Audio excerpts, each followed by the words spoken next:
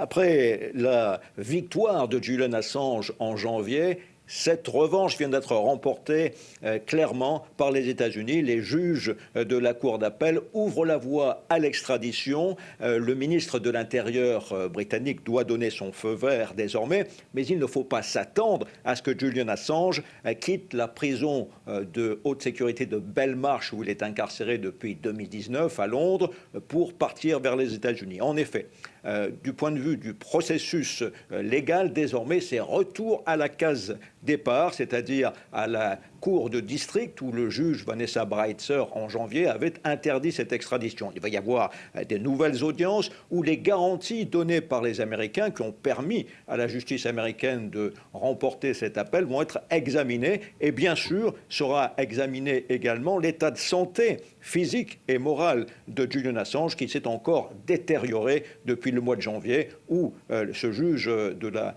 cour de district avait interdit l'appel parce qu'il y avait risque de suicide à l'époque. Que risque Julian Assange s'il est extradé vers les États-Unis ?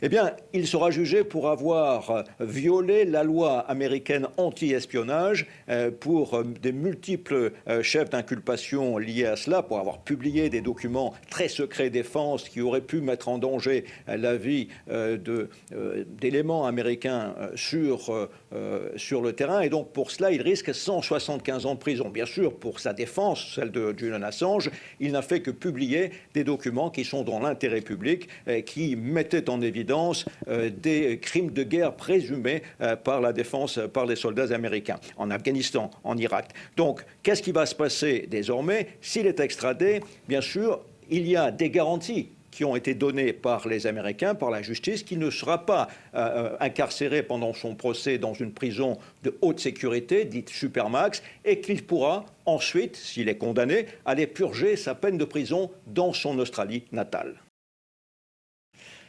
Après